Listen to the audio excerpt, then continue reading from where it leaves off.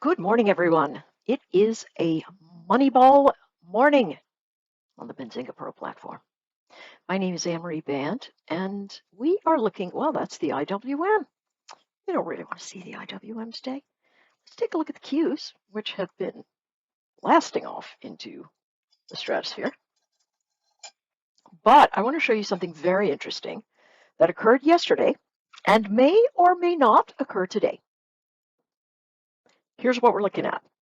First of all, news. A guy I follow from the macro space said that one trader put on a $3.8 billion trade anticipating that the Fed, and you can find data on the Fed from Fred, which is a website, which says we're going to pivot, meaning he's not going to raise rates. Now, that's a really big bet, and I'm positive he's got it hedged somehow, but it's through the complex instruments that have the Fed funds forward rate. If that sounds like gobbledygook, throw it in the trash.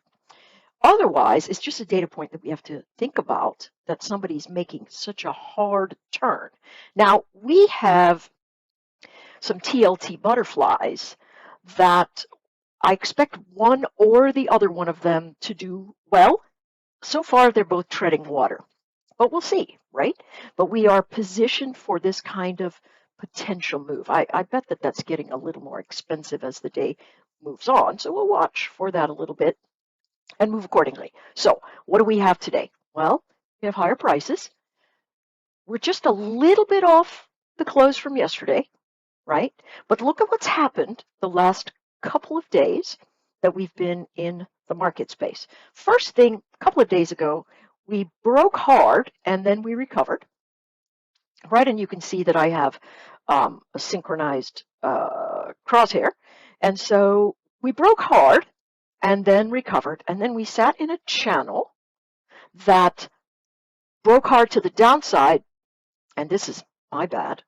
I should have looked at the bigger moving average there and said, yes, that is a breakdown, but we're in an upward channel and we know that that gives us buying pressure.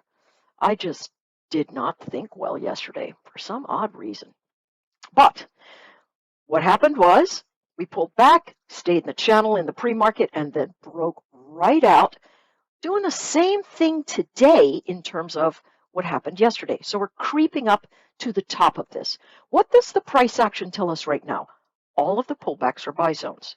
Now, what we know about outflows and the buying that we're seeing is that a lot of these are people closing positions, stops getting run, and a lot of people selling out of positions. So really, the volume of participants continues to drift lower.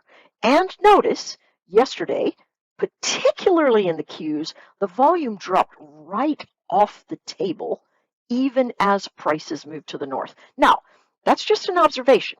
We know that higher prices are confirmed usually by higher volume, but we can't really say that lower volume says that prices won't continue. That it's not a two-way. They used to call that a tautology back in the days of logic class. So from that perspective, that's really what we're after. We're looking to see, hey, do I break the range? Can I expect a pullback?